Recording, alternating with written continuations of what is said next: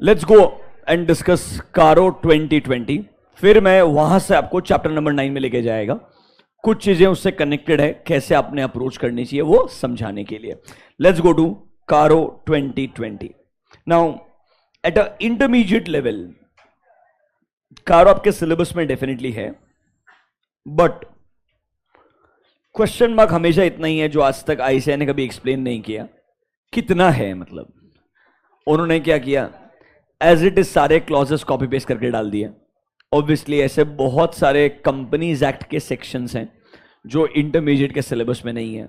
हालांकि अब तो और बड़ा जोक है, फाइनल में लॉ ही नहीं है, तो मतलब बाकी सेक्शंस और बाकी कारो क्लॉजेस कब पढ़ानी चाहिए जिंदगी में। You are understanding my point, that we will figure out in the new syllabus, in the old syllabus at least for the time being.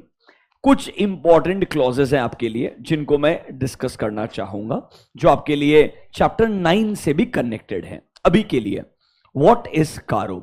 Full form is company auditors report order. मतलब क्या है, एक section है बच्चों 143 subsection 11। यह subsection बोलता है auditor ने अपने ऑडिट रिपोर्ट के साथ में कुछ मैटर्स को इंक्लूड करना चाहिए जो अगर सेंट्रल गवर्नमेंट ने आपको इंक्लूड करने के लिए बोला है। मतलब sir under 143 subsection 12 it is the duty of the auditor to include certain matters along with my audit report. मतलब मेरे ऑडिट रिपोर्ट के साथ में मुझे कारो देना है। ये रिक्वायरमेंट कहां से आया है? 143 सबसेक्शन 11 से आया है। सबसे पहला क्वेश्चन, कारो कंपनी के लिए एप्लीकेबल है कि नहीं है? ये कंपनीज एक्ट में नहीं लिखा है। कारो ऑडिटर का ड्यूटी है, ये कहां लिखा है? कंपनीज एक्ट में लिखा है। 143 सबसेक्शन 11 बोलता है it is the duty of the auditor to include CARO as a statement along with his audit report. तो एग्जाम में अगर क्वेश्चन पूछा जाता है कि ऑडिटर का ड्यूटी है टू इंक्लूड कारो, ये कंपनीज एक्ट में कहां बताया है, तो ध्यान रखना उसका सबसेक्शन है 143 सबसेक्शन 11, जिसका नाम है it is duty of the auditor to report on certain matters which are made applicable by the central government। अगर सेंट्रल गवर्नमेंट ने इन कंसल्टेशन विथ नाफरा आपको बोला है आपको ऑडिट रिपोर्ट के साथ में कुछ मैटर्स इंक्लूड करने पड़ेंगे, तो ये आपका ड्यूटी बनता है उसे इंक्लूड करना। मतलब sir is CARO applicable for the company और नॉट, वो कारो के अंदर लिखा है, but is CARO applicable for the auditor, ये कहां लिखा है? 143 सेक्शन के अंदर लिखा है। बात समझ में आया क्या? पहली चीज, ऑडिटर का ड्यूटी किधर है? 143 सबसेक्शन 11 में है। Is this clear to you? पक्का ये गलती नहीं करोगे आप? अच्छा सुनो, एक चीज और, दो वर्ड्स होते हैं, एक होता है वर्ड स्टेटमेंट, एक वर्ड होता है वर्ड गाइडेंस नोट। एक होता है स्टेटमेंट, एक होता है गाइडेंस नोट। कारो इज अ स्टेटमेंट एंड एक बार सेंट्रल गवर्नमेंट ने बोला आपको ये इंक्लूड करना है, तो आपके पास ये रिकमेंडेशन नहीं है, ये मैंडेटरी होता है कि आपको ये इंक्लूड करना ही पड़ेगा। इफ कारो is applicable for a company जिसका मैं ऑडिट कर रहा हूं, तो मुझे मेरे ऑडिट रिपोर्ट के साथ में वो इंक्लूड करना ही चाहिए। नॉर्मली क्या होता है, मेरे ऑडिट रिपोर्ट के एंड में एक हेडिंग आता है reporting on other legal and regulatory requirement. एक रिपोर्ट दिखा रहा हूं आपको सैंपल समझ जाने के लिए। नॉर्मली आपके ऑडिट रिपोर्ट के एंड में there is a heading called as reporting on other legal and regulatory requirement. उस हेडिंग के अंदर आपने बोलना पड़ रहा है कि सर मेरे लिए कारो एप्लीकेबल है, जो सर 143 सबसेक्शन 11 की वजह से एप्लीकेबल है, उस कारो को मैंने इंक्लूड किया है एक एनेक्शर के अंदर। So annexure is attached with the audit report, but remember annexure का रेफरेंस कहां पर आता है? Report on other legal and regulatory requirement, and CARO is applicable because of 143 subsection 11। Is this clear to you? पुराना वाला कारो 2016 था, नया वाला जो एप्लीकेबल कारो है वो है कारो 2020। आपके सिलेबस में 16 है ही नहीं, दिमाग लगाने की जरूरत नहीं है, सीधा फोकस करने का कारो 2020 पे। तो सर ऑडिटर का duty under 143(11) done. Number 2, is CARO applicable for all the companies? Answer is no. आपसे एग्जाम में क्वेश्चन एप्लीकेबिलिटी ऑफ कारो पे आ सकता है, उसका आंसर बनेगा ऐसा, सुनिए।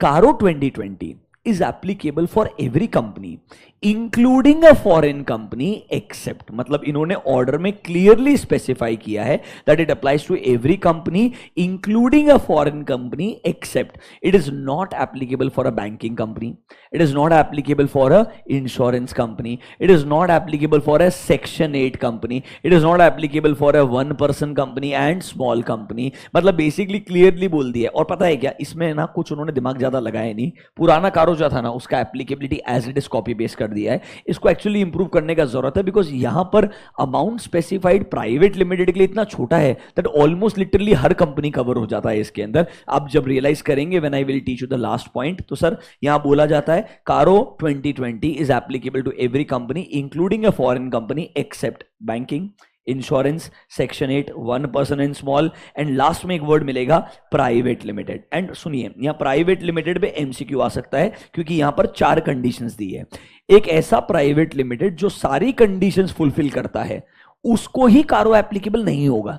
इसमें से अगर एक भी कंडीशन वो बियॉन्ड चले जाता है तो कारो एप्लीकेबल हो जाएगा। Sir for a private limited there are 4 conditions. Number 1, the private limited should not be a subsidiary और होल्डिंग ऑफ अ पब्लिक, मतलब सर उसका पब्लिक कंपनी से डायरेक्टली इनडायरेक्टली कोई रिलेशनशिप नहीं होना चाहिए, ना तो एज अ सब्सिडरी ना एज अ होल्डिंग, क्योंकि सर उस केस में पब्लिक कंपनी से उसका एफिलिएशन हो जाएगा एंड पब्लिक कंपनी के केस में पब्लिक इंटरेस्ट इन्वॉल्व हो जाएगा, तो हम चाहेंगे डायरेक्टली कारो अप्लाई हो जाना चाहिए। तो sir if this is a private limited which is not a subsidiary और holding of a public company, और 3 कंडीशंस दिया है सर, इसका paid up share capital and reserves, 2 word important है, एक है paid up share capital and reserves, दोनों मिला के is not more than 1 crore rupees, and जो टोटल बोरोइंग्स है at any point of time उसका भी लिमिट कितना दिया है 1 करोड़ रुपीस के अंदर। मतलब लिटरली यार अगर आप देखेंगे तो ऑलमोस्ट एक बहुत छोटे से छोटे कंपनी के लिए भी अप्लाई हो जाएगा।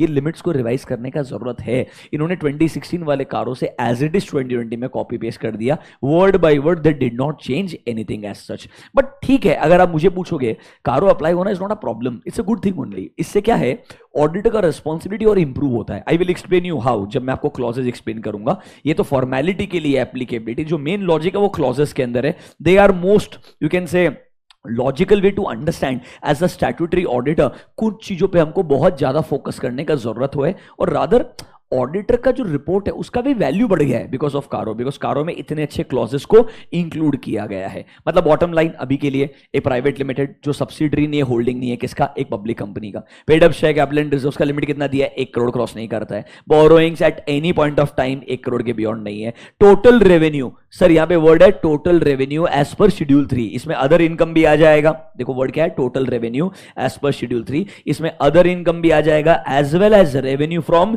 डिसकंटिन्यूइंग ऑपरेशन भी आ जाएगा। अगर वो एक्सीड नहीं करता है कितना अमाउंट, 10 करोड़ रुपीस। ध्यान रखना, डिसकंटिन्यूइंग ऑपरेशन का मतलब होता है साल के दौरान कोई एक आध सेगमेंट रहेगा, वो हमने धंधा करना बंद कर दिया होगा उस सेगमेंट को, बट इनिशियली 2-3 महीने तो वो बिजनेस किया होगा, उससे जो भी रेवेन्यू आया होगा वो टोटल रेवेन्यू में ऐड करने का है, चाहे वो अब डिसकंटिन्यू कर दिया होगा आपने। मतलब sir it is total revenue as per schedule 3 including other income, including other income. अगर वो एक्सीड नहीं करता है कितना limit, 10 crore. So if all 4 conditions are fulfilled तो मैं बोलूंगा कारो 2020 इज नॉट एप्लीकेबल। एक भी लिमिट क्रॉस हो जाता है तो आपके लिए क्या एप्लीकेबल हो जाएगा, कारो 2020 एप्लीकेबल हो जाएगा। Is this clear to you?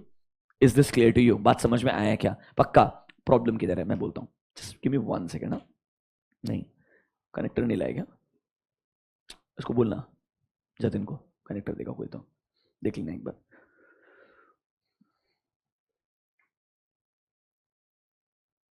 नहीं कंफ्यूज हो गया,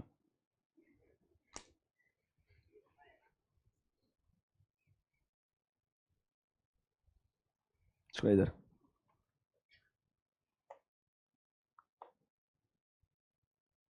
हो रहा है। Thank you. CARO 2020 so it is applicable to every company including a foreign company. Basic सा लिस्ट दिया है। अब प्रॉब्लम ये नहीं है, प्रॉब्लम ये है sir is CARO applicable for CFS और SFS? I will discuss good areas where a good MCQ can be design. बराबर है कि नहीं है? Is CARO 2020 applicable for CFS और SFS? I am asking you. It is applicable for CFS और SFS और both.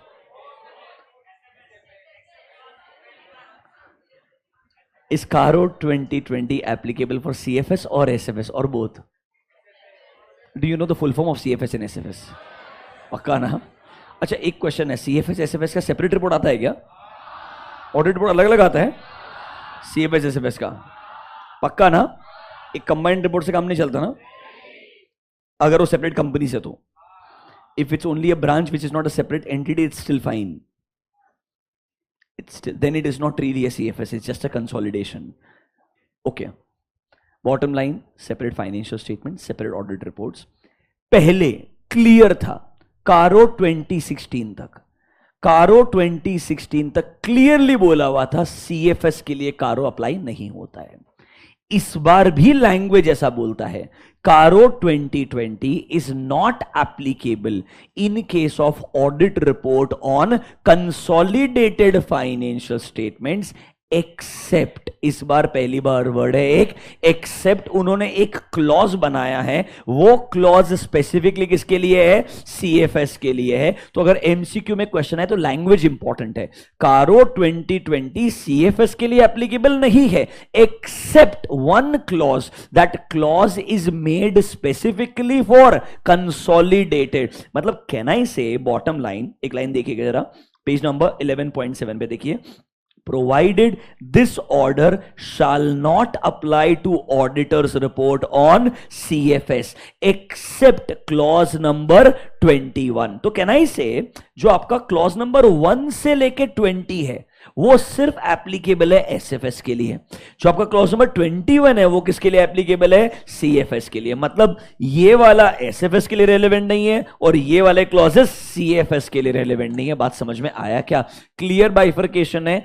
First 20 clauses are only and only for standalone financial statements. 21st clause is made specifically for consolidated financial statements. But remember जो language है वो ऐसा लिखा है. Please ये line ढंग से पढ़ना.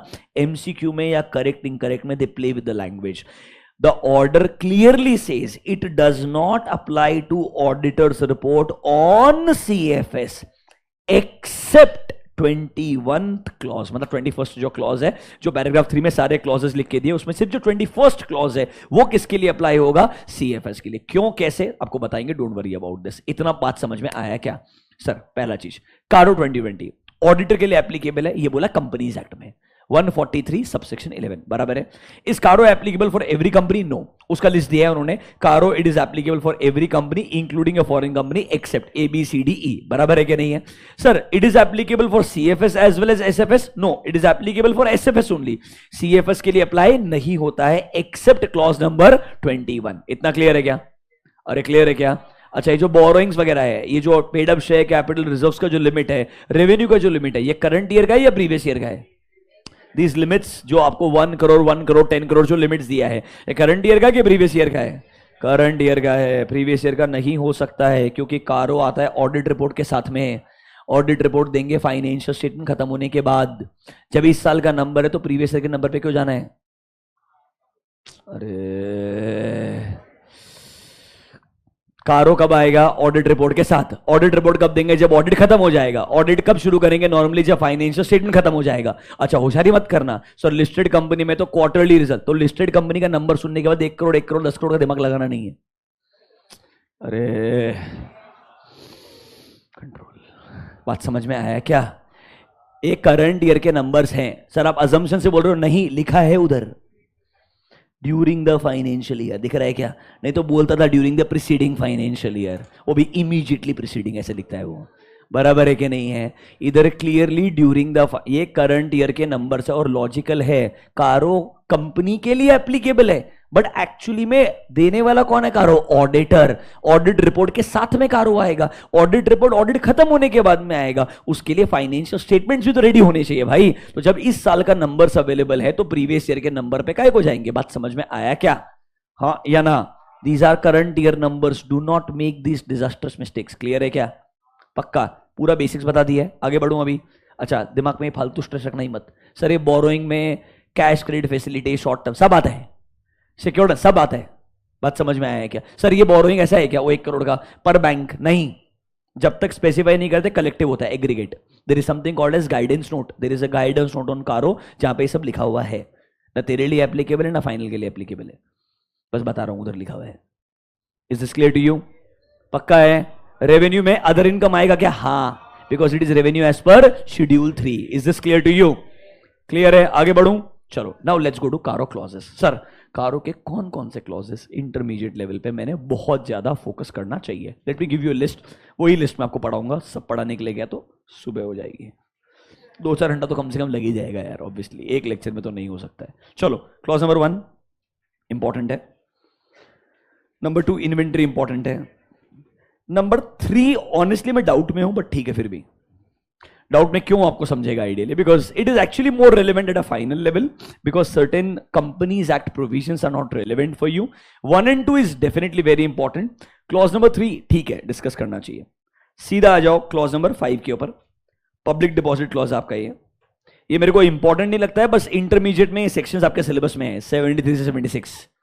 अरे डिपॉजिट से रिलेटेड है ना यार, पक्का याद है क्या ऐसा? नंबर 7 को मार्क करना, statutory dues. Clause number 7 statutory dues. Clause number 9 default in repayment, and clause number 11 fraud. इसके बाद में 12 छोड़ दो, 13 छोड़ दो, 14 छोड़ दो, 15 छोड़ दो, 16 छोड़ दो, 17th एंड 18th 2 क्लॉजेस, 19 छोड़ दीजिए। देन क्लॉज नंबर 20 वो तुम्हारा सीएसआर से रिलेटेड है, वो तुम्हारे सिलेबस में है ना सीएसआर 135? अरे है ना, पक्का ना, इसलिए है तुम्हारे सिलेबस में। इसलिए देखो, नॉर्मली जो कंपनीज एक्ट के सेक्शंस आपके सिलेबस में होते हैं उनके अराउंड कारों पे क्वेश्चन आता है, ये जनरल ट्रेंड होता है आइडियली। फटाफट पढ़ाएं, क्लोज करते हैं। Can we get started? Let's start with clause number 1, जल्दी से आ जाओ। पहला क्लॉज क्या बोलता है? The clause number 1 is PPE, property plant and equipment. Best part बताया क्या, इतना डिटेल में कारो लिखा है कि अगर आपको यह समझ में आया तो एक्चुअली चैप्टर 9 का पीपी खत्म हो जाता है, इसलिए ढंग से सुनना। और इसी से बाद में चैप्टर 9 पे जाऊंगा मैं आपको समझाने के लिए कि खुद से अगर ढंग से कारो पढ़ा, उसके बाद चैप्टर 9 के अंदर कुछ बेसिक रूल्स फॉलो किए तो चैप्टर 9 का आपका फियर खत्म हो जाएगा। चैप्टर 9 एक्चुअली में सबसे अच्छा चैप्टर है if you have a decent understanding. If you don't have understanding it's a stress, इसीलिए शांति से सुनना। क्लॉज नंबर 1 पीपी क्या बोलता है? सर सबसे पहला चीज, क्या कंपनी ने प्रॉपर रिकॉर्ड्स मेंटेन करने चाहिए? Have you the word FAR, fixed asset register. Company ने अपने टैंजिबल इंटैंजिबल दोनों एसेट्स के प्रॉपर रिकॉर्ड्स मेंटेन करने चाहिए, जिसमें सर हमको क्वांटिटेटिव डिटेल भी चाहिए, हमारे पास लैपटॉप कितने हैं, प्लांट मशीनरी कितना है, क्वांटिटेटिव डिटेल भी चाहिए। एंड सर उन एसेट्स का सिचुएशन कैसा है, मतलब लेट्स से लोकेशन क्या है, करंटली उनकी फिजिकल कंडीशन कैसी है, इनडायरेक्टली उसका रिकॉर्ड्स मेंटेन करना चाहिए। PP point number 1, company should maintain proper records including quantitative details and the conditions of the asset. Company ने मेंटेन करना है, ऑडिटर ने क्या करना है? चेक करना है। चेक करने के बाद कारों में बोलने का है, हमने ये देखा, प्रॉब्लम है तो बताने का, नहीं है तो बताने का। मतलब कारों में लिखना पड़ेगा चाहे कोई प्रॉब्लम है या नहीं है। इन बोथ केसेस कारों के क्लॉज में आपको ये बताना पड़ेगा। नंबर 2, क्या कंपनी ने अपने प्रॉपर्टी प्लांट एंड इक्विपमेंट्स का फिजिकल वेरिफिकेशन करवाना चाहिए? Yes, eight reasonable intervals. Normally India में रीजनेबल इंटरवल पहले 1 in 3 years बोलते थे, आजकल कॉमन है 1 in 2 years का भी ट्रेंड है आइडियली, कि एटलीस्ट 2 या 3 साल में एक बार अपने प्रॉपर्टी प्लांट एंड इक्विपमेंट का क्या होना चाहिए? फिजिकल वेरिफिकेशन होना चाहिए। एंड अगर डिफरेंसेस मिलते हैं, मतलब जब आप फिजिकली वेरीफाई करेंगे जो बुक्स में है और जो फिजिकली वेरीफाई करने के बाद डिफरेंसेस मिलते हैं, उनका प्रॉपर्ली क्या होना चाहिए? एडजस्टमेंट्स होना चाहिए। ये हो रहा है क्या? चेक कौन करेगा? ऑडिटर। रिपोर्ट किधर करेगा? कारों में। Number 1 PP, proper records maintain करो। नंबर 2 फिजिकल वेरिफिकेशन होना चाहिए on a timely basis. Management से पूछो आपने फिजिकल वेरिफिकेशन करवाया है क्या, किससे करवाया है, रिपोर्ट क्या है, डिफरेंसेस मिले तो एडजस्टमेंट किया है या नहीं किया है। Number 3 the most important one, title deeds of immovable properties. Have you the word immovable properties? Your buildings and all, बराबर है कि नहीं आइडियली? अब इनका टाइटल डीड्स कंपनी के नाम पे होना चाहिए। अब building should be registered in the company's name, office premises should be in the company's name, बराबर है कि नहीं है? प्रॉब्लम क्या होता है, immovable properties are given as a charge for a borrowing. Immovable property are given as a charge. अरे आपने पैसा बोरो किया, उसके अगेंस्ट सिक्योरिटी आपने मॉर्टगेज डीड साइन करके रख दिया होगा, तो कहना इसे आपका ओरिजिनल टाइटल डीड किसके पास रहेगा? बैंक या फाइनेंशियल इंस्टीट्यूशन के पास रहेगा। तो ऑडिटर को देखना है जितने भी इमूवेबल प्रॉपर्टी है उनके टाइटल डीड किसके नाम पे होने चाहिए? कंपनी के नाम पे। और अगर टाइटल डीड्स ओरिजिनल कंपनी के पास में नहीं है तो अगर मॉर्टगेज डीड वगैरह रहेगा उसका एक प्रॉपर सर्टिफाइड कॉपी होना चाहिए। Can I also send a confirmation letter to the bank कि सर आपने इस बोरोइंग के अगेंस्ट में चार्ज लेकर के ओरिजिनल टाइटल डीड्स अपने पास रखे हैं या नहीं रखे हैं। इस तरीके से इमूवेबल प्रॉपर्टीज का टाइटल डीड्स चेक करना जरूरी होता है। नॉर्मली जिन इमूवेबल प्रॉपर्टीज का टाइटल डीड्स कंपनी के नाम पे नहीं होता है, कंपनी को अपने नोट्स टू अकाउंट्स में डिस्क्लोजर भी देना होता है। ये इमूवेबल प्रॉपर्टी है जो हमारे बुक्स में एग्जिस्ट करता है, बट इनके टाइटल डीड्स कंपनी के पास में नहीं है, या टाइटल डीड कंपनी के पास में है, ओरिजिनल डॉक्यूमेंट्स नहीं है, खो गए होंगे, बहुत पुराने, let's say generation to generation आ रहे होंगे आइडियली, या ओरिजिनल डॉक्यूमेंट्स किसी थर्ड पार्टी के पास होंगे, जो भी आपको डिस्क्लोजर भी देना पड़ता है। तो ऑडिटर को चेक करना है क्या इमूवेबल प्रॉपर्टी के टाइटल डीड्स किसके नाम पे है? कंपनी के नाम पे है या नहीं। अगर नहीं है तो प्रॉपर डिस्क्लोजर आना चाहिए। Is this clear to you? Then comes the revaluation. क्या पीपी का रीवैल्यूएशन हो सकता है? हाँ, it should be done by a registered valuer. और अगर रीवैल्यूएशन हुआ है तो डिफरेंस आ सकता है, ऑब्वियसली रीवैल्यू करने के बाद में अमाउंट्स विल चेंज। तो आपको यहां पे देखना है क्या अमाउंट में जो बदलाव आया है, is this 10% or more? If the change is 10% or more for individual class of asset. Normally PP में शेड्यूल बनता है, आपका व्हीकल्स आएगा, फर्नीचर एंड फिक्सचर्स आएगा, प्लांट एंड मशीनरी आएगा, हर एक लाइन आइटम का अलग से आपका डिस्क्लोजर आता है। वो line item by line item जो अमाउंट इन्वॉल्व है, हैज दैट चेंज्ड बियॉन्ड 10%? अगर हां तो वो मुझे कारों के अंदर इंडिकेट करना पड़ता है। फिर बात आएगा बेनामी प्रॉपर्टीज का। क्या बात आएगा? बेनामी प्रॉपर्टीज। क्या कंपनी के अगेंस्ट में किसी ने केस फाइल किया है क्या? क्या कोई नया प्रोसीडिंग शुरू हुआ है क्या? या कोई पुराना प्रोसीडिंग पेंडिंग है क्या रिगार्डिंग बेनामी प्रॉपर्टी? अगर ऐसा है तो कंपनी ने नॉर्मली डिस्क्लोजर देना चाहिए। ऐसी कौन सी प्रॉपर्टी है जिसके अगेंस्ट में ये इंक्वायरी या इंस्पेक्शन चल रहा है? उसका अमाउंट इन्वॉल्व कितना है? सर वो नॉर्मली प्रॉपर्टी मेरे बुक्स में है कि नहीं है? बुक्स में तो मेरे बुक्स में कितने टाइम से है आइडियली? ऐसा डिस्क्लोजर शेड्यूल 3 में देना होता है। ऑडिटर ने देखना है ये डिस्क्लोजर बराबर है या नहीं। इस तरीके से पीपीई का चेकिंग होता है। एक एक सेंटेंस थोड़ा बराबर से पढ़ लो। दो ही क्लॉज है जो बहुत दिक्कत देते हैं डिटेल में पढ़ने, क्लॉज 1 एंड क्लॉज 2। ढंग से रीड कर लो एक बार। शेड्यूल 3 के हिसाब से आपका जो चैप्टर नंबर 9 है उससे कैसे कैसे कनेक्टेड है बता के क्लोज करूंगा। शुरुआत करें, आ जाओ। पीपीई ढंग से रीड करना मेरे साथ में।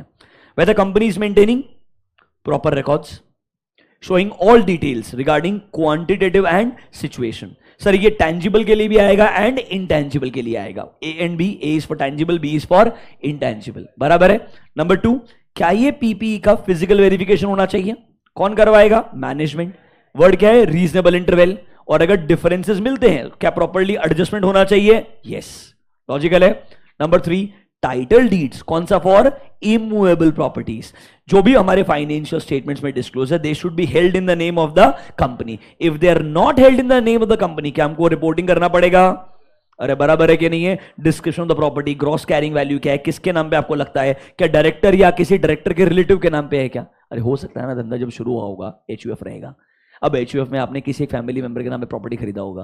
प्रॉपर्टी का इस्तेमाल किसके लिए हो रहा है? मैन्युफैक्चरिंग प्लांट के लिए है। वो तब से चल ही रहा है आइडियली, बट सर वो प्रॉपर्टी इंडिविजुअली एचयूएफ के एक पर्सन के नाम पे था, बट यूटिलाइजेशन किसके नाम पे हो रहा था? बिजनेस के नाम पे हो रहा था। बराबर है कि नहीं है? तो हो सकता है ना वो इमूवेबल प्रॉपर्टी का टाइटल डीड क्लियर नहीं है।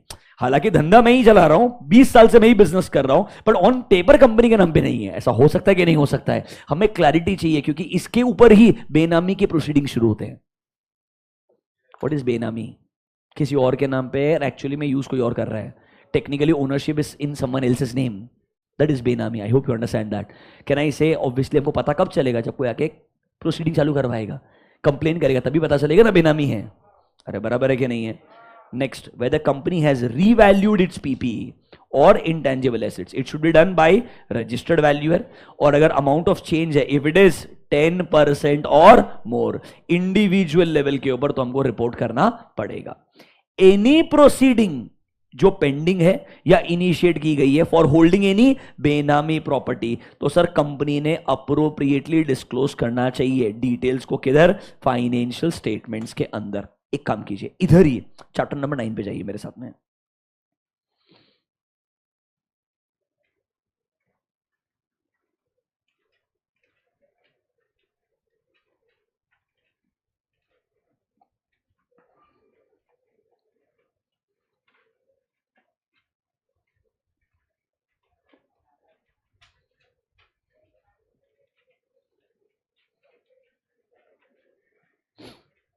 कम टू पेज नंबर 9C.20. देखो, chapter number 9 talks about audit of PP, audit of items of financial statement. बराबर है कि नहीं है? अब उसमें बैलेंस शीट आइटम भी चेक करना सिखाएगा, इनकम स्टेटमेंट आइटम भी चेक करना सिखाएगा. यह है आपका audit of tangible assets, that is audit of PP, page number 9C.16. बराबर है? इसमें इंडिविजुअली क्या चेक करना बताएंगे आपको. सबसे लास्ट में आपको देखो, लास्ट में मिलेगा प्रेजेंटेशन डिस्क्लोजर. ये प्रेजेंटेशन डिस्क्लोजर में क्या बोलने वाला है? शेड्यूल 3 के हिसाब से प्रेजेंटेशन डिस्क्लोजर होना चाहिए. बराबर है कि नहीं है? मेरा बात सुनो, how it has happened. Schedule 3 में एडिशनल डिस्क्लोजर्स आए. सुनना, शेड्यूल 3 में एडिशनल डिस्क्लोजर्स आए. वही चीज कारो 2020 में आया. सुनो, कंपनीज एक्ट के प्रोविजंस पे ही कारो बनता है. नया प्रोविजन आया, नया कारो. इस बार प्रोविजन नहीं बदला, डिस्क्लोजर रिक्वायरमेंट बदला. पीपीई के रिगार्डिंग कारो पहले से था, बट पीपीई के रिगार्डिंग डिस्क्लोजर रिक्वायरमेंट चेंज हो गया. तो जो एडिशनल डिस्क्लोजर रिक्वायरमेंट आया वो एडिशनल कारो के अंदर एक सब क्लॉज बन के आ गया. आपका 10% वाला पॉइंट है ये, चेंज रजिस्टर्ड वैल्यू वाला पॉइंट है. आ जाओ, ये शेड्यूल 3 के रिक्वायरमेंट्स है. देखो, reconciliation of gross and net आपको करना पड़ेगा. एंड देखो, क्या कोई रीवैल्यूएशन हुआ है? If the change is 10% or more in aggregate of net carrying value for each class, it should be disclose separately. CARO का जो क्लॉज है वो शेड्यूल 3 की वजह से ही अमेंड होता है. शेड्यूल 3 में एडिशनल रिक्वायरमेंट आए तो कारो के क्लॉज में एडिशन आ गया. बात समझ में आया क्या? मतलब अगर तुमको मैं बताऊं सिंपल तरीका, जो कारो के क्लॉजेस में आपको मार्क करवा रहा हूं वो ढंग से पढ़ लो. वही चीज का डिस्क्लोजर रिक्वायरमेंट शेड्यूल 3 में पूछ सकता है. वो पूछेगा पीपीई के regarding presentation disclosure. General schedule आता है वो तो सबको पता है, gross block, depreciation, net block, opening, addition, dispose. अरे ये तो आता है सबको यार, ये बेसिक है. इसके पक्का ना, अब तुम डरा रहे हो मेरे को यार. इसके ऊपर एडिशनल क्या देना है मेरे को? बेनामी प्रॉपर्टी का डिस्क्लोजर, इमूवेबल प्रॉपर्टी का टाइटल डीड्स का डिस्क्लोजर. मतलब जो एडिशनल डिस्क्लोजर है वो कारो से ही कॉपी पेस्ट है. उल्टा इधर बाद में कॉपी पेस्ट हुए हैं, पहले शेड्यूल 3 में आए फिर कारो में ऐड किए. पर तुम कोई सा भी रास्ता फॉलो करो, तुमने कारो पढ़ लिया तो भी शेड्यूल 3 का काम हो जाएगा.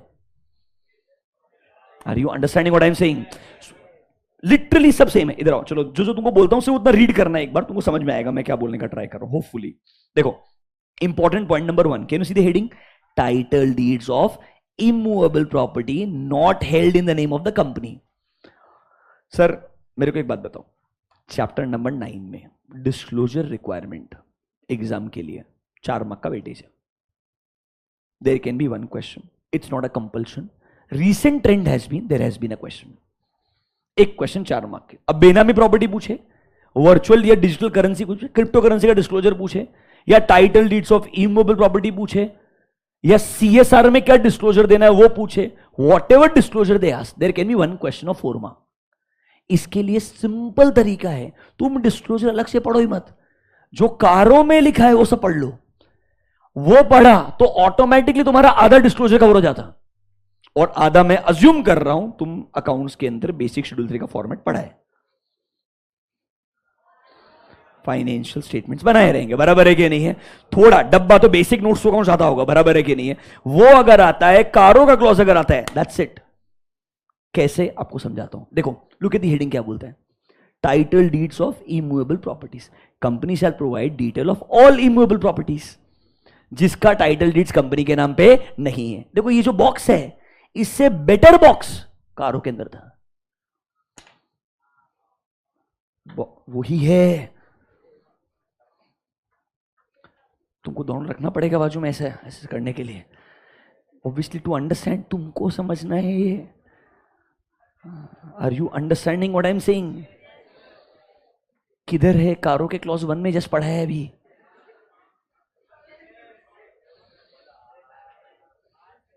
पक्का? नेक्स्ट देखो, note number 2, whether the company is revalued it's BP. हां, अगर है तो किसने करना चाहिए? Should be done by registered valuer. खत्म. ये नोट्स जो है ये शेड्यूल 3 में एडिशनल रिक्वायरमेंट्स आई, उनको ही कारो 2020 में लिखा है. तो अब वो पढ़ो या ये पढ़ो, सेम ही है. पक्का?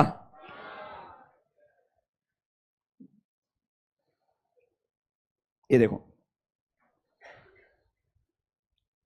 लाइन पढ़ना, सिर्फ लाइन, कारो का क्लॉज नंबर 1 का लास्ट लाइन और ये लाइन पढ़ना। Where any proceedings have been initiated or pending against the company for holding any benami property, company को ये डिस्क्लोजर देना पड़ेगा। कारो में बोला है अगर ऐसा है तो डिस्क्लोजर दिया है क्या? ये किधर ढूंढने का है? सुनो, ये चैप्टर 9 है, कारो चैप्टर 10 में है, मेरे चैप्टर 11 में है। कारो कारो है, समझ रहे हो ना मेरा बात? कारो के क्लॉज नंबर 1 तक पहुंच जाओगे तुम। कारो के क्लॉज नंबर 1 का आखिरी पॉइंट पढ़ो, सेम ही है यार, उधर से बना है, मैं तुमको नहीं बना रहा है।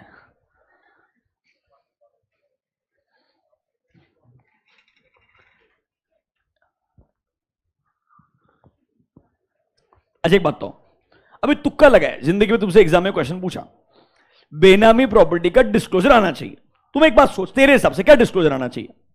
कौन सी प्रॉपर्टी के बारे में बात करें, डिस्क्रिप्शन तो आएगा, बराबर है। अमाउंट इन्वॉल्व कितना बताना चाहिए कि नहीं बताना चाहिए, मेरे बुक्स में है कि नहीं इतना बताना चाहिए। आइडियली हम डिस्कशन कर रहे हैं, it is not in my books तो भी बताऊंगा, it is in my books तो भी बताऊंगा, प्लस किसके नाम पे ये तो बताना पड़ेगा। If you are fighting about it, what is the fuss all about, उतना ही लिखने का है, खत्म हो गया।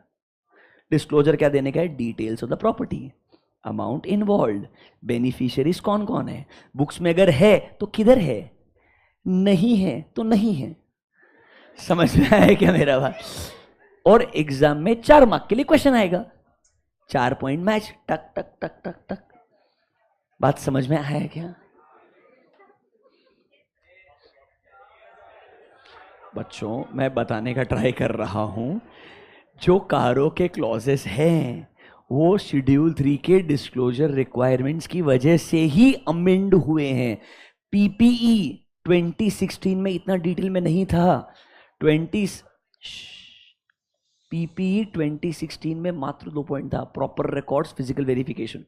बाद में इमूवेबल प्रॉपर्टी ऐड किया, अब बेनामी प्रॉपर्टी ऐड किया, अब रीवैल्यूएशन ऐड किया, क्योंकि जैसे शेड्यूल 3 में डिस्क्लोजर रिक्वायरमेंट, और अगर शेड्यूल 3 में जाकर डिस्क्लोजर रिक्वायरमेंट और चेंज हुआ ना तो कारो में और ऐड हो जाएगा, क्योंकि ultimately CARO is ensuring that auditor is checking all compliances as per AS Ind AS plus schedule 3, क्योंकि ऑडिटर ने अल्टीमेटली चेक तो वही करना है ना भाई, तो वही चीज को रिक्वायरमेंट बना बना के कारो में ऐड करते जाएगा। इसीलिए आपको बोल रहा हूं, जो कारो के स्पेसिफिक क्लॉज में इंपॉर्टेंट बोल रहा हूं उसी का डिस्क्लोजर रिक्वायरमेंट चैप्टर 9 में पढ़ने का दिमाग लगाना, वरना छोड़ देना। बात समझ में आया क्या? Is this clear to you? I will help you to mark all those important ones. Don't worry about this. Let me explain you कारो. I'm just trying to tell you वो कारो ही इससे कनेक्टेड है। अब मैं पहले पूरा कारो क्लोज करूंगा, फिर चैप्टर 9 पे आऊंगा, आपको रिलेट करके दोनों समझा के मार्क करवा के दे दूंगा। Is this sensible guys? Let's go to CARO, let's finish it off. CARO clause number 1, clause number 1 was PP. Is that clear to everyone? Come to clause number 2। Clause number 2 is inventory. बहुत simple है, उसके बाजू में refer ऐसे 501 भी लिख दो understanding के लिए, बट आपको बताता हूं व्हाट इज कारो क्लॉज नंबर 2। देखो, इन्वेंट्री के रिगार्डिंग भी पहला पॉइंट ये बोलता है, ये कंपनी के मैनेजमेंट का रिस्पॉन्सिबिलिटी है, उन्होंने इन्वेंट्री का क्या करवाना चाहिए? फिजिकल वेरिफिकेशन करवाना चाहिए, बराबर है कि नहीं है? एंड अगर ऑब्वियसली फिजिकल वेरिफिकेशन करवाने के बाद डिफरेंसेस मिलते हैं, उससे डील करना चाहिए कि नहीं डील करना चाहिए? पहली बार शेड्यूल 3 के रिक्वायरमेंट में भी आया कि अगर इन्वेंट्री का फिजिकल वेरिफिकेशन के बाद डिफरेंसेस मटीरियल है, एंड उन्होंने डिफाइन किया what is material, 10% is the definition as per new schedule 3। ढंग से पढ़ना। whether physical verification has been conducted at reasonable intervals by management and auditor के ओपिनियन में जो उन्होंने प्रोसीजर लगाया था वो बराबर है क्या? ओके, अगर डिस्क्रिपेंसीज मिली है, सो डिस्क्रिपेंसीज ऑफ 10% और मोर। अब इन्वेंट्री में raw material, WIP, finish goods, stores and spheres, her line item आएगा कि नहीं आएगा? डिस्क्रिपेंसीज 10% और मोर लगता है क्या at a individual class level? अगर हां तो हमें रिपोर्ट करना पड़ेगा। ये रिपोर्टिंग शेड्यूल 3 के अंदर रिक्वायर्ड है, ऑडिटर ने देखना है कंपनी ने ये डिफरेंसेस को बराबर से रिपोर्ट किया है या नहीं किया है। एसेट्स के लिए भी रिवैल्यूएशन का 10% था, इन्वेंट्री के लिए भी 10% है। Point number A is not dangerous, point number B is dangerous. ढंग से सुनना, MCQ अच्छा आ सकता है। Everyone I want your 100% attention. ढंग से सुनिएगा। Banking company XYZ is a client. इन्होंने XYZ को वर्किंग कैपिटल पर्पस के लिए CC फैसिलिटी दिया है। Have you heard the word cash credit facility? And the CC facility का amount is more than 5 crores। The amount is more than 5 crores. Everyone, I want your 100% attention. There is a banking company जिन्होंने अपने client XYZ को working capital purposes के लिए cash credit facility दिया है of amount more than 5 crore. अब sir normally working capital purpose के लिए जब आपको CC लिमिट दिया जाता है, आपसे चार्ज में लिया जाता है करंट एसेट्स। क्या लिए जाते हैं? Current assets. एंड उसके अंदर सबसे इंपॉर्टेंट चीज या वैल्यूएबल चीज इन्वेंट्री होता है। क्या होता है? इन्वेंट्री। ये आपने बैंक ऑडिट के अंदर भी सुना होगा। याद है कि drawing power calculation, DP calculation, उसके लिए मेरे को इन्वेंट्री का अमाउंट लेना पड़ता है। बराबर है कि नहीं है? सिंपल फंडा है। I am mister A, you are the auditor for XYZ। मैं जिस कंपनी का ऑडिट कर रहा हूं उसने बैंक से वर्किंग कैपिटल लिया है कैश क्रेडिट के नाम पे बियॉन्ड 5 करोड़। तो इन्होंने अगर इन्वेंट्री को एज ए चार्ज रखा है तो इन्वेंट्री का एक्चुअल डेटा क्वार्टरली बेसिस पे इन्होंने बैंक को प्रोवाइड करना चाहिए। जो हम कि हमारे पास में एवरेज क्वार्टरली बेसिस पे इन्वेंट्री का वैल्यू कितना है, बराबर से डेटा बैंक के पास जाना चाहिए कि नहीं जाना चाहिए? What if the data what they giving to the bank and the actual data there is a difference, मतलब they are not giving the right information to the banking company. तो इन्होंने बोला you are mister A, you are the auditor for XYZ, you have access to the actual inventory data, you also have access to the returns submitted by XYZ to the bank. तू check कर difference है क्या? ये difference check करने का responsibility किसको दे दिया? Statutory auditor of the company, जिसने पैसा बोरो किया है। ये बैंकिंग कंपनी का ऑडिटर नहीं है, ये जिस कंपनी ने बोरो किया है उसका ऑडिटर है। ध्यान रखना, ये गलती मत करना। ये ऑडिटर किस कंपनी का है? The one who is borrowing the money. उन्होंने अगर पैसा वर्किंग कैपिटल के लिए CC फैसिलिटी के फॉर्म में 5 करोड़ के बियॉन्ड लिया है, चार्ज दिया है इन्वेंट्री, तो इन्वेंट्री का डेटा जो कंपनी ने बैंक को सबमिट किया है क्वार्टरली बेसिस पे, वो बराबर है कि नहीं है as per my books of accounts? Check कौन करेगा? कंपनी का स्टैट्यूटरी ऑडिटर, ना कि बैंकिंग कंपनी का स्टैट्यूटरी ऑडिटर। उसको अलग तरीके से करना है क्योंकि वो सैंपलिंग लगाएगा। उसके लिए क्लाइंट एक ही नहीं, ऐसे बहुत सारे कस्टमर्स रहेंगे, पर तेरे लिए तो क्लाइंट एक ही है जिसका तू ऑडिट कर रहा है। समझा क्या? Read clause number B। अच्छा क्वेश्चन बन सकता है मेरे को लगता है। Whether during any point of time company has been sanctioned working capital limits in excess of, mark the word, 5 crore rupees। तो सर आपने अलग अलग बैंक से, फाइनेंशियल इंस्टीट्यूशन से जो भी पैसा लिया होगा, जहां पे सिक्योरिटी करंट एसेट्स है, नॉर्मली इन्वेंट्री इन्वॉल्व रहेगा। जो क्वार्टरली रिटर्न आपने फाइल किए होंगे बैंक के साथ में, they should be in agreement with the books of accounts. Check कौन करेगा? आपका स्टैट्यूटरी ऑडिटर। इस कारो का clause number B, inventory clear to you. इसमें पॉइंट नंबर B जो है वो बहुत इंपॉर्टेंट है, ध्यान रखना। ये अलग पॉइंट है जो पहले कभी था ही नहीं। इन्वेंट्री का फिजिकल वेरिफिकेशन होना चाहिए, डिफरेंसेस एडजस्ट करना चाहिए, वो पुराना है, that is nothing new. Differences नया चीज पॉइंट नंबर B है। अगर आपने वर्किंग कैपिटल के लिए पैसा बोरो किया है और चार्ज रखा है करंट एसेट्स को, मतलब कि इन्वेंट्री को, आपने सही डेटा बैंक को दिया है कि नहीं दिया है, ये चेक करके रिपोर्ट कौन करेगा? उस कंपनी का स्टैट्यूटरी ऑडिटर जिसने पैसा बोरो किया है, उस कंपनी का स्टैट्यूटरी ऑडिटर जिसने पैसा बोरो किया है। Read point number B again. Are you comfortable?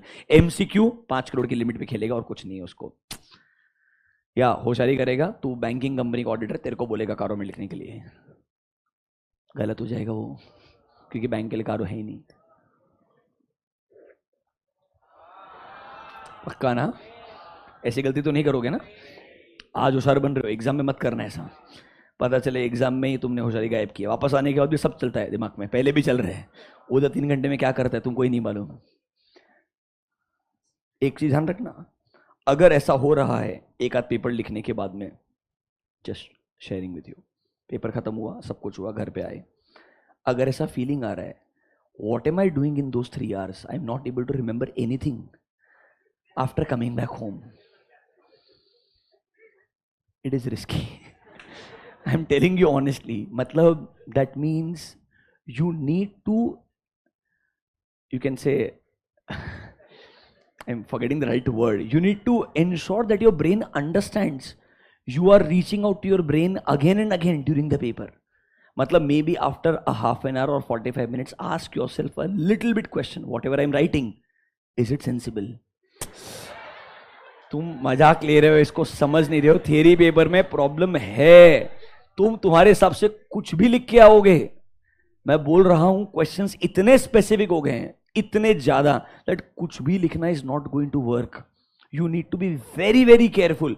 इसीलिए in a paper like audit आपको अपने आप को हर हाफ एन आवर 45 मिनट्स में देखो. इसीलिए एक्चुअली में, तो मुझे पता है क्या, पेपर भी डिजाइन ऐसा किया है कि तू ऐसा कर ही नहीं सकता है.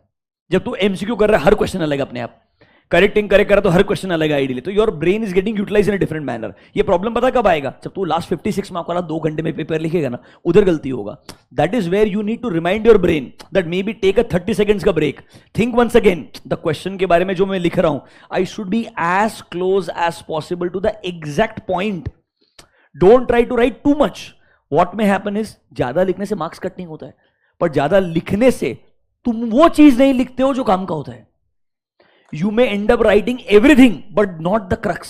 For example, तुमने सब लिखा, ये नहीं बोला वर्किंग कैपिटल वाला लिमिट 5 करोड़ का. तुमने बोला हमने कारों के अंदर डेटा मैच होता है क्या? अरे कौन सा डेटा, कौन सी कंपनी के लिए? समझ रहे हो मेरा बात? Title deeds of immovable properties mention करना भूल जाते हो आप ideally. Immovable title deeds directly लिख रहे हो. Title deeds is general word. Are you understanding that? You have to ensure this. इसलिए अपने आप को थोड़ा टेस्ट करते रहना. ये पेपर के अंदर वो 56 मार्क का आंसर लिखते वक्त इंपॉर्टेंट आपका फोकस हाईएस्ट पॉसिबल लेवल पे होना चाहिए. ऑनेस्टली पूरे पेपर में क्वेश्चंस ही डेंजरस है, आपको थोड़ा केयरफुल होना ही पड़ेगा. Anyways, doesn't matter. Clause number 1 and 2, are you done? What was clause number 1? PPE. Number 2, inventory. Is this done? Clause number 3 के ऊपर सबसे लास्ट में आऊंगा मैं काफी डिटेल में. पहले बाकी क्लॉजेस उड़ाता हूं फटाफट से. Come to clause number 5, public deposit clause. Simple है, अगर कंपनी ने पब्लिक डिपॉजिट्स एक्सेप्ट किए हैं, they need to comply with the provisions of companies act, that is section 73 to 76. फिर अगर आपका आरबीआई हो गया, एनसीएलटी हो गया, कोई रेगुलेटर हो गया, उसने अगर आपको कोई एक ऑर्डर पास करके बोला है कि आपको कंप्लायंस इस तरीके से करना पड़ेगा, if any order has been passed, you have to see whether you are complying with the order और not. Basically public deposit clause है. 73 to 76 के हिसाब से आपने डिपॉजिट्स एक्सेप्ट किए हैं कि नहीं किए, फाइलिंग किया कि नहीं किया, ये चेक करना पड़ेगा. Is this clear to you? Best part, audit के अंदर आपको कभी भी लॉ लिखने के लिए नहीं बोलेगा, unless it is 138 to 148. They are very clear. वो आपको कारों में जब क्वेश्चन पूछेगा ना, सिर्फ बोलेगा कारों का क्लॉज नंबर 5 क्या बोलता है, बस लिख दे. It will not ask you what is section 73. It will not ask you what is section 1, let's say 88 क्या बोलता है, 189 क्या बोलता है. वो सेक्शन कभी नहीं पूछता है. वो सिर्फ पूछेगा कारों का क्लॉज क्या है, उसका मतलब क्या, उतना लिखना पड़ेगा. फाइनल में भी नहीं पूछता है. इंटर तो बहुत ज्यादा हो गया. Are you understanding that? नीचे आओ. क्लॉज नंबर 7 मार्क करो, important. This is called as statutory dues clause. इधर एमसीक्यू बढ़िया आ सकता है, ढंग से सुनना. Sir, what is statutory dues? Dues to the government or government departments, your taxes, duties, PF, ESI, सब कुछ क्या स्टैट्यूटरी ड्यूज है. सुनना, इधर 2 टाइप का स्टैट्यूटरी ड्यूज है, जहां पे डिस्प्यूट है या जहां पे डिस्प्यूट नहीं है. अब जिधर डिस्प्यूट नहीं है, ideally company should be regular. जिधर डिस्प्यूट नहीं है तो रेगुलर पेमेंट करना चाहिए कि नहीं करना चाहिए? Everyone, I want your 100% attention. Company should make regular payment of their statutory dues in case of no disputes. But sir, यहां पर एक कंडीशन है. अगर मान लो ड्यू डेट जो भी है आपका, वहां से on last day of financial year, let's say 31 मार्च 2023, जिस दिन ड्यू डेट था, वहां से जो मेरा last day of financial year है, मतलब पैसा इस दिन से ड्यू है एंड 31 मार्च तक ड्यू है, तो क्वेश्चन एक आता है दिमाग में, is the money outstanding for more than 6 months? Question ये आता है, is the money outstanding for more than 6 months? Calculation कहां से होगा? ड्यू डेट से लेकर के फाइनेंशियल ईयर का लास्ट डे तक. If the money is outstanding for more than 6 months, जिधर कोई डिस्प्यूट नहीं है, तो कंपनी ने क्यों पेमेंट नहीं किया, ये हमको एक टेबल बना के बताना पड़ता है. ये अमाउंट इन्वॉल्व है, ये नेचर ऑफ स्टैट्यूटरी ड्यू है, क्यों आउटस्टैंडिंग पड़ा है, कितने दिन से आउटस्टैंडिंग पड़ा है, मैनेजमेंट के बंदे का रिमार्क क्या है. नॉर्मली कंपनी ये गलती नहीं करेगा. स्टैट्यूटरी ड्यूज का पेमेंट नहीं करना is a significant non compliance. इससे क्रेडिट वर्दीनेस भी खराब होता है, प्लस गवर्नमेंट डिपार्टमेंट्स काफी परेशान करते हैं. आपको ऑलरेडी मालूम है ये चीज. मतलब normally if there is no dispute, company will be regular. और अगर कंपनी बिना डिस्प्यूट के स्टैट्यूटरी ड्यू का पेमेंट नहीं करता है तो ऑडिटर ने चेक करना है ड्यू डेट से जो मेरा last day of financial year है, has it crossed 6 month? If it is more than 6 months मुझे मेरे कारों के क्लॉज नंबर 7 में रिपोर्ट करना पड़ेगा। किधर रिपोर्ट करना पड़ेगा? कारों के क्लॉज नंबर 7 में। ढंग से पढ़ना मेरे साथ में। क्या कंपनी रेगुलर है इन डिपॉजिटिंग अनडिस्प्यूटेड स्टैट्यूटरी ड्यूज? जिधर डिस्प्यूट नहीं है रेगुलरली पेमेंट करना चाहिए। देखो सर, इफ नॉट मतलब नहीं, कंपनी ने गलती किया है तो कितना एक्सटेंट ऑफ अरियर्स आउटस्टैंडिंग है as on last day of financial year which is outstanding for a period more than 6 months from the date they became payable. मतलब ड्यू डेट से last day of financial year तक count करके देखना, is it more than 6 months? अगर हां तो मुझे report करना पड़ेगा कारों के क्लॉज नंबर 7 में। नॉर्मली एक टेबल बना के रिपोर्ट किया जाता है। ये कौन से स्टैट्यूटरी ड्यूज है गाइस जहां पे कोई डिस्प्यूट नहीं है? If there is no dispute. अगर डिस्प्यूट होता है तो टेबल बाय डिफॉल्ट आता है।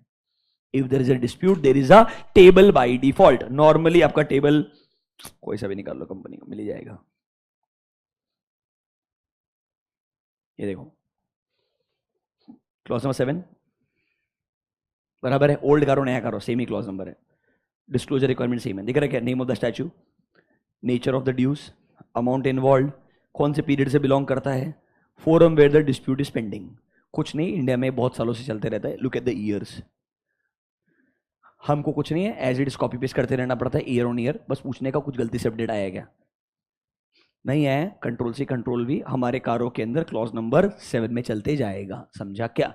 A is about when there is no dispute. B is about when there is a dispute. If there is a dispute, you have to make a complete disclosure. Proper table बना के name of the statue, amount involved, period covered, forum where the situation is pending. आपको ये circumstances के साथ में detail में देना पड़ता है। समझा क्या? हम किधर है? कारों के क्लॉज नंबर 7 में। What is clause number 7? Statutory dues. दो category, disputed and no dispute. If there is no dispute ideally it should be regular. उधर 6 महीने का क्राइटेरिया याद रखना। एग्जाम में परेशान करने के लिए ड्यू डेट देगा, लास्ट डे देगा और बैठ के बोलेगा 6 महीने कैलकुलेट कर अभी। समझ रहे? If it is outstanding for more than 6 months तो तेरे को कारों के क्लॉज नंबर 7 में रिपोर्ट करना पड़ेगा। अच्छा पेपर बनाने वाला आदमी हुआ तो बोलेगा it is outstanding for more then 7 months. तुझे बताने का कारों में किधर रिपोर्ट करना है? क्लॉज नंबर 7 के अंदर। अगर डिस्प्यूट होता तो ऑलरेडी टेबल बना के देना पड़ेगा। Is this clear to you? कारो clause number 7 is about statutory dues. Is this clear? Come to clause number 9। 9 के पहले एक बार 8 भी बता देता हूं रेफरेंस के लिए। इतना इंपॉर्टेंट नहीं लगता है मेरे को, बट सिर्फ रेफरेंस के लिए सुनिए। लास्ट ईयर फाइनेंशियल स्टेटमेंट वगैरह हुआ, ऑडिट रिपोर्ट वगैरह सब कुछ खत्म हो गया, कोई दिक्कत नहीं है।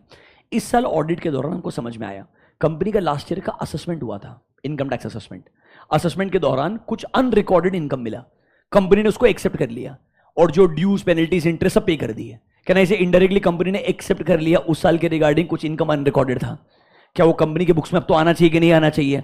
ऐसा कोई असेसमेंट हुआ था क्या? ऐसा कोई कंक्लूजन आया था क्या? ऐसा कोई अनरिकॉर्डेड इनकम था क्या? अगर था तो कंपनी की बुक्स में आया है कि नहीं आया है आपको चेक करना पड़ेगा। Obviously no company will make this mistake because once the assessment is over and the dues are done, I have paid the interest of penalty, तो अनरिकॉर्डेड इनकम को बुक्स में लेके आ जाऊंगा। ये रिपोर्ट करना होता है क्लॉज नंबर 8 के अंदर। If there was any, mark the word, surrendered और disclosed as income during the year in the tax assessment under income tax act. दिख रहा है क्या? आइडियली बराबर है। नेक्स्ट आ जाओ क्लॉज नंबर 9 में। ये बहुत इंपॉर्टेंट है, डिफॉल्ट इन रीपेमेंट। सुनना एक चीज शांति से। 3 and 9 where confusion can be.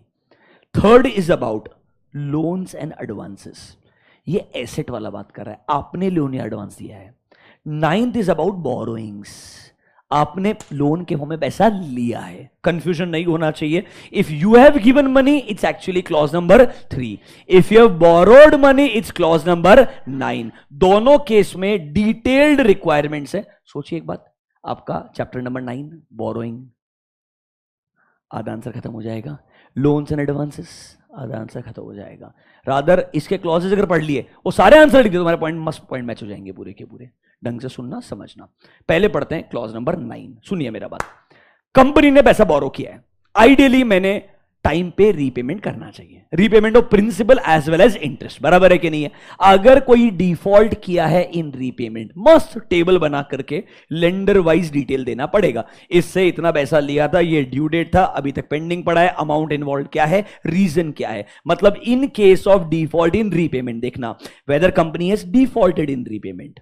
अगर हां तो प्रिंसिपल या इंटरेस्ट जो भी आपने डिफॉल्ट किया है वो आपको डिटेल में रिपोर्ट करना पड़ेगा फॉर्मेट के अंदर। देखिए, nature of the borrowing, name of the lender, amount not paid, principal है कि इंटरेस्ट है, कितने टाइम से आउटस्टैंडिंग है, रिमार्क क्या है, पूरा टेबल में डिस्क्लोजर देना पड़ेगा। कहना इसे जो आपने पैसा बोरो किया है उसका रीपेमेंट करने में क्या किया है, डिफॉल्ट किया है। 9th is about borrowings, 3rd is about loans and advances given by you, that is the asset side, this is the liability side. Is this clear to you?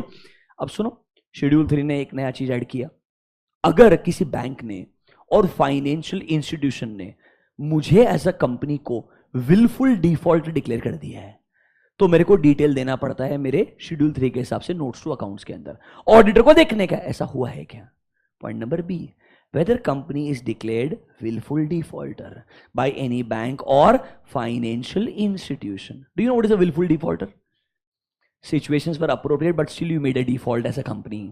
तो आपको बैंक या financial institution as a wilful defaulter बोल देता है। This is more like a stamp on the negative credit worthiness side कि आप default कर रहे हैं even though situations but not that bad. Okay, तो मेरे को देखने का ऐसा हुआ है क्या। अब सुनिए, पैसा बोरो किया है, कोई ना कोई पर्पस के लिए बोरो किया होगा, जिस पर्पस के लिए बोरो किया उस पर्पस के लिए यूज करना चाहिए। ऐसा नहीं होना चाहिए आपने कैश क्रेडिट फैसिलिटी को यूज किया है for capital expenditure. If the money is borrowed for short-term purposes, it should be utilized only for that purposes, should not be utilized for long-term purposes. देखिए, whether term loans were applied for the purpose जिसके लिए आपने पैसा लिया था, example, whether funds raised on short-term basis, are they utilized for long-term basis? अगर हाँ तो मेरे को बताना पड़ेगा। सबसे इंटरेस्टिंग है आखिरी दोनों पॉइंट, मजेदार है। क्या कंपनी ने पैसा बोरो किया है बट यूज किया है for subsidiaries and associates? So I have borrowed as a parent company, but I have used the money in the purpose of my subsidiary joint venture या associates. मतलब it's basically parent company is borrowing, but the utilization is on the end of my related parties. मतलब मैंने पैसा borrow करके उनको दिया, उन्होंने पैसा utilize किया अपने business के लिए। अगर ऐसा है तो मेरे को report करना पड़ेगा। सबसे interesting, Adani group, I acquire a business, ACC Ambuja, after acquisition, उसका ही सिक्योरिटी को एज ए प्लेज रखता हूं बैंक के पास में। I borrow more money to acquire another company. Are you understanding? I acquire a business. I use that security as a pledge to borrow more money from the bank. And I use that new borrowed money to buy another company. Then I put that security as a pledge. Whether company has raised loans during the year on the pledge of securities held in subsidiaries, JVs और associates। और अगर इस case में कोई default वगैरह हुआ है तो हमको डिटेल में डिस्क्लोजर्स देने पड़ेंगे क्लॉज नंबर 9 के अंदर। Clause number 9 is money borrowed. एक बात सोचो, बोरोइंग के ऊपर पॉइंट लिखना हुआ, करंट ईयर में क्या नया पैसा बोरो किया है, बोरोइंग के रिगार्डिंग प्रॉपर लोन अग्रीमेंट्स है कि नहीं है, क्या बोरोइंग के रिगार्डिंग प्रॉपर रीपेमेंट शेड्यूल है, क्या इस कंपनी रेगुलर इन रीपेमेंट, अगर डिफॉल्ट किया है कारो में रिपोर्ट करना पड़ता है, वैसा ही टेबल इधर आएगा। क्या कंपनी को विलफुल डिफॉल्टर तो डिक्लेयर नहीं किया है, क्या हमने पैसे का इस्तेमाल उसी पर्पस के लिए है क्या किया है क्या जिस पर्पस के लिए पैसा बोरो किया था। एक एग्जांपल दे सकते हो, whether money borrowed for short term has been utilised for long term purposes ideally, whether we have used the money for the purpose of our subsidiaries, joint ventures और associates, have we borrowed the money by keeping our securities in subsidiary companies as a pledge. अगर ऐसा कुछ भी किया तो normally reporting करना पड़ता है, ऑडिटर को चेक करना पड़ेगा। यही चीज आप बोरोइंग्स में भी लिख सकते हो आइडियली। फिर बोरोइंग का एजिंग एनालिसिस करोगे कैसा, बोरोइंग में आउटस्टैंडिंग बैलेंसेस के लिए कंफर्मेशन लेटर भेजोगे, ऐसा करेंगे क्या आपने आइडियली। देख लो, स्पेसिफिक क्वेश्चन आंसर करना मुश्किल है, जनरल बोरोइंग पे आंसर लिखना मुश्किल नहीं है। If someone asks you how will you check borrowing, write 10 points, you can write. But if someone tells you on borrowings, let's say in case of money borrowed by the company, कारो में requirement बताओ क्या है, तो आपको specific clause number 9 याद रखना पड़ेगा। इसीलिए स्पेसिफिक क्लॉजेस पे ज्यादा फोकस करो, चैप्टर 9 का आधा प्रिपरेशन अपने आप खत्म हो जाएगा। Is this clear to you? अभी are you comfortable with this? Come to clause number 3 now. अब वो बात करेगा लोन्स एंड एडवांसेस के ऊपर। डेंजरस क्लॉज है, पेशेंस रखना। What is clause number 3? देखो, पहले समरी देता हूं आपको इस पूरे क्लॉज का, फिर बाद में एक बार रीड करेंगे। ये क्लॉज क्या बोलता है? क्या कंपनी ने ड्यूरिंग द ईयर लोन्स या एडवांसेस दिया है किसी भी पार्टी को, this covers your related parties and your non-related parties, whether the money is given as a loan or the money is given as a advance, or there is a investment in entity, or there is a security given, guarantee given, किसी भी तरीके से major focus is on loans and advances given to any parties, चाहे वो company है, partnership firm है, LLP है, individual person है, कोई फर्क नहीं पड़ता, किसी को भी लोन दिया होगा। तो सर कारो का क्लॉज नंबर 3 आपको बोलता है कुछ डिटेल्ड चीजों को चेक करके रिपोर्ट करने के लिए। नंबर 1, टोटल कितने अमाउंट का लोन या एडवांस करंट ईयर में दिया है, एंड आउटस्टैंडिंग बैलेंस क्या है ऑन 31 मार्च। टोटल कितने अमाउंट का लोन या एडवांस दिया है करंट ईयर में, and what is the outstanding balance on 31 मार्च।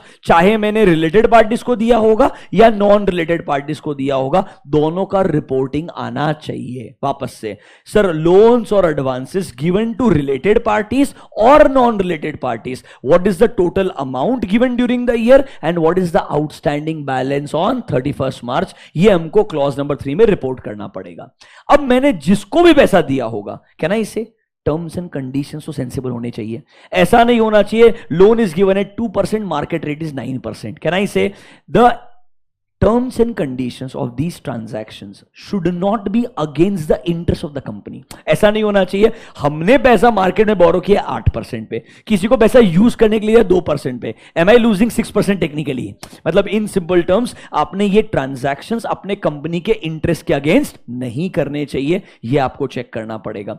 फिर सर क्या आपने जिसको भी लोन दिया है प्रॉपर रीपेमेंट शेड्यूल बना के दिया है क्या? जैसे आप बोरो करते हैं आपको रीपेमेंट शेड्यूल मिलता है, अगर आपने लोन दिया है तब भी रीपेमेंट शेड्यूल होना चाहिए। क्या रेगुलरली पैसा आ रहा है क्या, प्रिंसिपल एंड इंटरेस्ट जो भी अमाउंट है। अब यहां पे एक इंटरेस्टिंग कंडीशन है, if the money is over due date के बाद में पैसा आउटस्टैंडिंग है for more than 90 days, for more than 90 days, due date के बाद में 90 डेज के बियॉन्ड भी पैसा आउटस्टैंडिंग पड़ा है, what is the total outstanding amount बताना पड़ेगा। एंड कंपनी का मैनेजमेंट क्या स्टेप्स ले रहा है to recover this money, this is a hard and money of the company given to a party, चाहे वो रिलेटेड है या नॉन रिलेटेड है। तो उस कंपनी से अगर पैसा नहीं आ रहा है तो मैनेजमेंट क्या रीजनेबल स्टेप्स ले रहा है, ये ऑडिटर को चेक करना पड़ेगा। नंबर 1, जो भी लोन या एडवांस दिया है उसका अमाउंट एंड आउटस्टैंडिंग बैलेंस, चाहे वो रिलेटेड पार्टी है या नॉन रिलेटेड पार्टी है। टर्म्स एंड कंडीशंस कंपनी के इंटरेस्ट के अगेंस्ट नहीं होने चाहिए, प्रॉपर रीपेमेंट शेड्यूल होना चाहिए और रेगुलरली रीपेमेंट आना भी चाहिए। क्या पैसा ओवर ड्यू हो गया है? हाँ, कितने दिन से, with in let's say more than 90 days से। टोटल कितना पैसा ओवर ड्यू हो गया है, मैनेजमेंट ने क्या रीजनेबल स्टेप लिए हैं, ये चेक करना पड़ेगा। सबसे इंटरेस्टिंग, सर हमने पहले किसी को लोन दिया हुआ था, वो इस साल में लोन खत्म हो रहा था, वो रीपेमेंट नहीं कर पाया इसलिए हमने लोन को एक्सटेंड कर दिया, या हमने उस लोन को क्लोज करने के लिए नया लोन दे दिया। ऑब्वियसली बहुत डेंजरस है, ऐसा नहीं होना चाहिए। अगर ऐसा हो रहा है, what is the total amount of such loans, and आपकी जो टोटल लोन्स एंड एडवांसेस है उसका कितना परसेंट है ये, ताकि समझ में तो आए कितनी रिस्की ट्रांजैक्शंस कंपनी ऐसा कर रहा है। सोचिए जिसका लोन इस साल क्लोज होना चाहिए था उसको ही आप एक्सटेंड करके दे रहे हो या उसको फ्रेश लोन इशू करके दे रहे हो ताकि वो पुराना वाला डिफॉल्ट ना करे। Ideally it's more like you are being very conveniently giving money to someone बिना कोई सोच समझ के। आइडियली अगर ऐसा कर रहे हैं, टोटल अमाउंट कितना है as a percentage of my overall loan बताना पड़ेगा, एंड हमने क्यों किया उसकी रीजन हमको लिखने चाहिए। अब sir are loan given to my promoter group और माई डायरेक्टर्स के रिलेटिव और टू अ कंपनी जिसमें my director is also director, मतलब बॉटम लाइन हमारे जो प्रोमोटर ग्रुप या रिलेटेड पार्टीज के जो लोग आ गए इंडिविजुअल लेवल पे, उनको भी अगर लोन दिया है, what is the total amount of loan, उसका परसेंटेज क्या है ऑफ माई ओवरऑल लोन, ये मेरे को रिपोर्ट करना पड़ेगा कारो के क्लॉज नंबर 3 में। क्लॉज नंबर 3 एक्सट्रीम डिटेल में है। एक सबसे interesting, have you given the loan without any terms, मतलब रीपेबल ऑन डिमांड, जब मेरे को चाहिए तो दे देना, बराबर है कि नहीं है। मतलब इस तरीके का लोन अगर दिया है तो वापस से टोटल अमाउंट कितना है, क्यों दिया है, ओवरऑल लोन का कितना परसेंटेज है, रिपोर्ट करना पड़ेगा कारो के क्लॉज नंबर 3 में। अगर ये सब में से कोई 3-4 पॉइंट भी याद रहा तो चैप्टर 9 का लोन्स एंड एडवांसेस हो जाएगा। Weather company has made any investments, एक बार रीड कर लीजिएगा, क्लोज कर देंगे, या गारंटी दिया होगा या लोन से एडवांसेस दिए होंगे, चाहे सिक्योर्ड अनसिक्योर्ड है, किसी कंपनी को, फर्म को, एलएलपी को, या किसी भी पार्टी को। तो नंबर 1, करंटली इस साल में टोटल कितने अमाउंट का लोन दिया है, क्या आउटस्टैंडिंग बैलेंस है, given to subsidiaries, joint ventures and associates. Same line, total amount and outstanding balance, the money given to any party other than subsidiary, कहना इसे all other parties आ जाएगा। Number A में आपका core related party आ गया, number B में any other party cover हो गया। Total amount of loan and outstanding balance report करना पड़ेगा। क्या जो भी आपने लोन दिया है उसके टर्म्स जो है, are they against the company's interest, अगर वो कंपनी के इंटरेस्ट के अगेंस्ट है तो ऑब्वियसली आपने रिपोर्ट करना चाहिए। Next, sir proper repayment schedule है एंड रेगुलरली रीपेमेंट आता है क्या, ये चेक करना पड़ेगा। क्या पैसा ओवर ड्यू है, sir if it is over due for more then how many days, 90 days. क्या कंपनी का मैनेजमेंट रीजनेबल स्टेप ले रहा है क्या रिकवरी करने के लिए। नेक्स्ट, क्या कंपनी ने लोन रिन्यू करके दिया है या एक्सटेंड करके दिया है या नया लोन दिया है to settle the over dues of existing loan and the money is given to the same party. अगर ऐसा किया है तो भाई what is the amount involved, what is the amount settled, and sir what is its percentage of the total loan. मतलब sir ये overall loan का कितना परसेंटेज है, मटेरियलिटी चेक करने के लिए कहीं ये बहुत सिग्निफिकेंट तो नहीं है। अगर बहुत सिग्निफिकेंट है तो कंपनी के क्रेडिट वर्दीनेस में बहुत बड़ा क्वेश्चन आने वाला है। अगर आपने इतना पैसा लोगों को इजीली दे दिया है, मतलब आपके पास में जो एसेट्स है वहां डिफॉल्ट होने का चांस बहुत ज्यादा हो जाएगा। Next, whether the company is granted any loans which is repayable on demand or without specifying any terms or any period of repayment, ये सब dangerous transactions है। ऐसा अगर कुछ भी होता है, what is the amount involved and overall loan का कितना परसेंटेज है, मतलब पोर्टफोलियो का कितना पार्ट है बताना पड़ेगा आपके लोन्स एंड एडवांसेस के केस में। सर ये सारे के सारे डेंजरस ट्रांजैक्शंस है। If you come across any of such transactions, आपको कारो के क्लॉज नंबर 3 में रिपोर्ट करना है। Sir it also talks about loans given to promoters और अदर रिलेटेड पार्टी जो ऊपर सब्सिडरी, एसोसिएट्स या जॉइंट वेंचर में कवर नहीं होती है। It is directors of the company, directors relative, the company in which director is also director और your relative is a director, ये सब कुछ रिलेटेड पार्टी की डेफिनेशन में कवर होता है।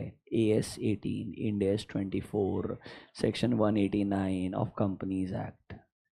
सुना है क्या?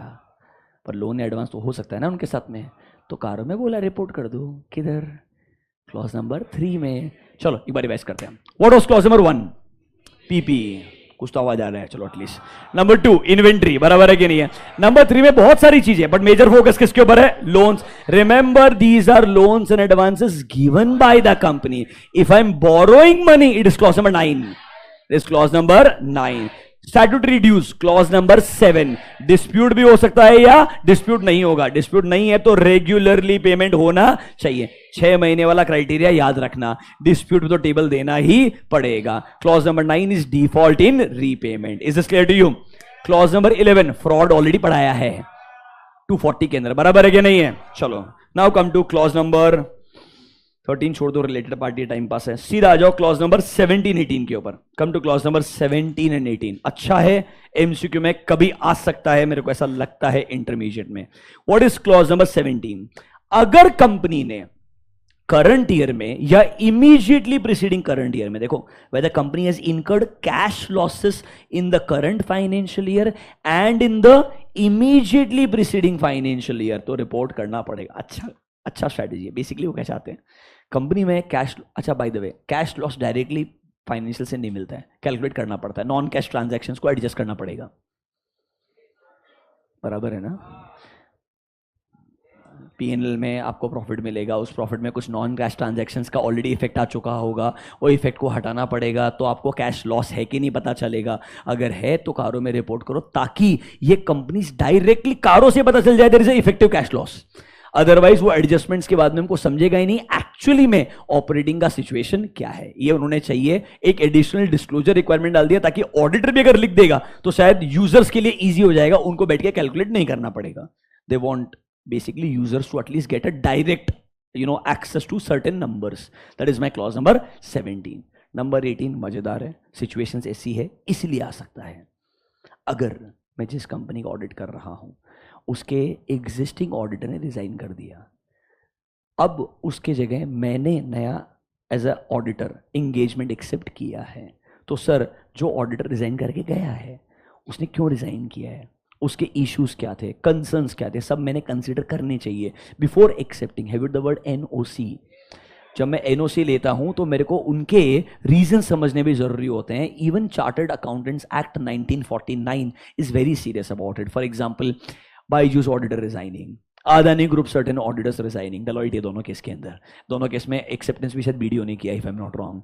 मतलब वॉट एवर इट इज, अगर एक साल के अंदर मेरा ऑडिटर रिजाइन करके जा रहा है, उस साल के अंदर ही अगर मेरे को एज अ ऑडिटर ज्वाइन करना पड़ रहा है, तो एग्जिस्टिंग ऑडिटर क्यों छोड़ करके गया, उसकी रीजन समझने बहुत जरूरी है एंड कारों में लिखना भी जरूरी है, वरना पता चले बहुत सारे यूजर को मालूम नहीं था इस ऑडिटर छोड़ के भी गया।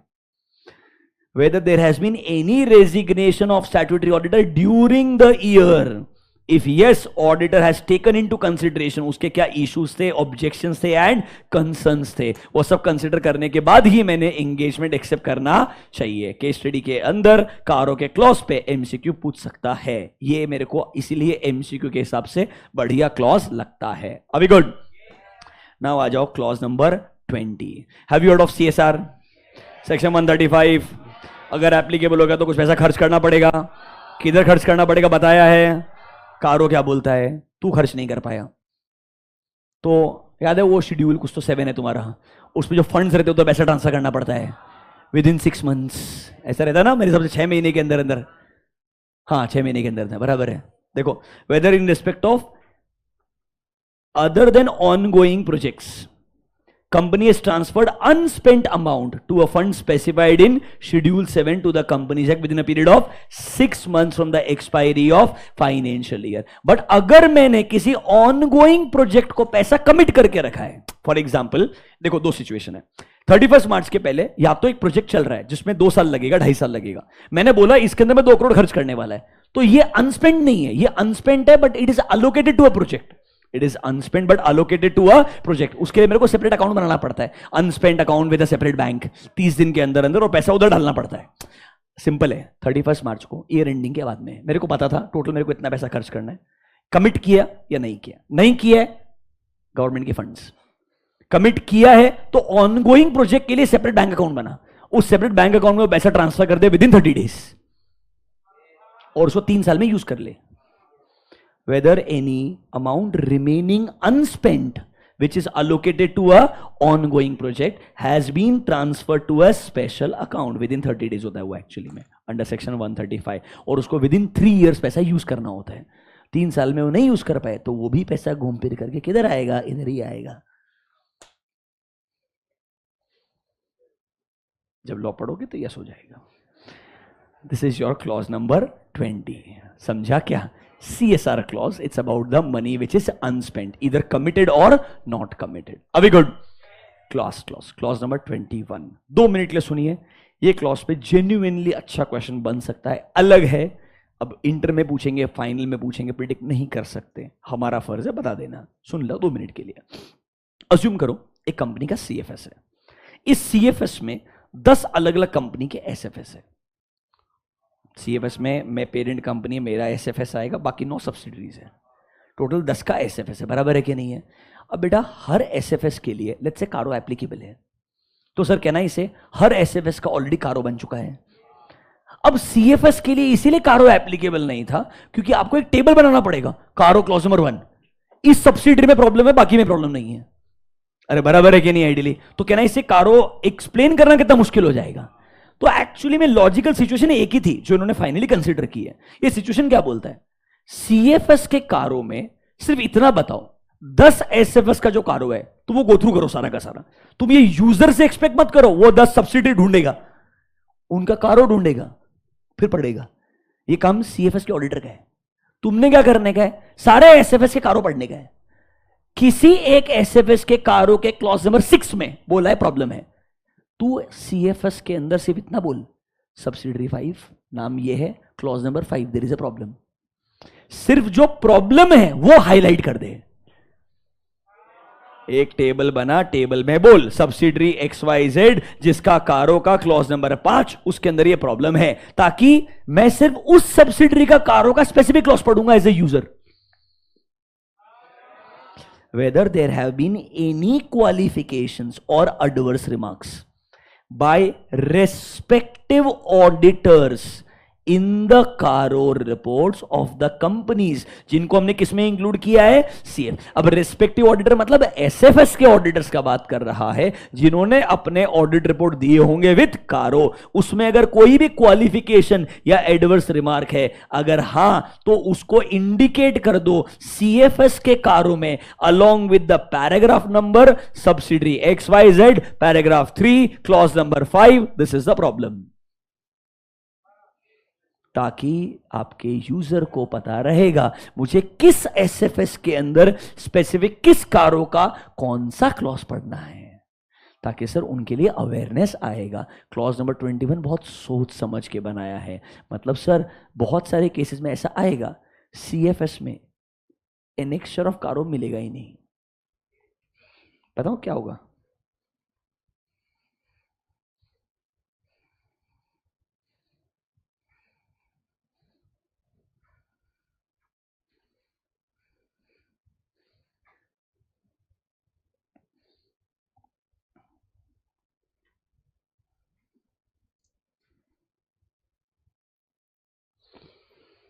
मिलना तो चाहिए।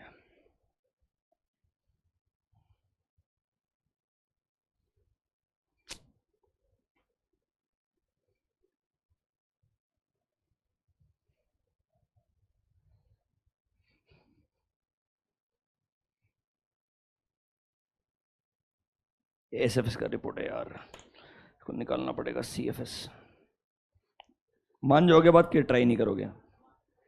मान जाओगे क्या? नहीं नहीं, भरोसा नहीं लग रहा है मेरे को। अरे मिल गया। नहीं नहीं नहीं नहीं मिला।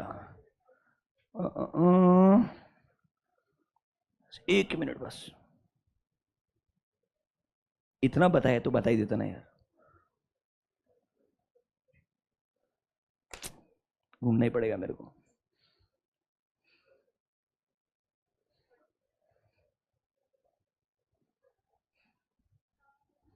Read this point.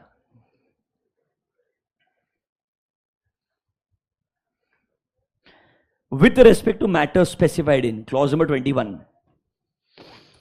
of CARO 2020 issued by central government, जो हमने फॉलो करना चाहिए under 143(11), according to the information and expression given to us based on CARO reports issued by us and the auditors of respective companies, blah blah blah blah blah blah blah, we report that in respect of those companies where audits have been completed under 143, there are no qualifications or adverse remarks by respective auditor। इसलिए हमने उसको separate annexure में include नहीं किया।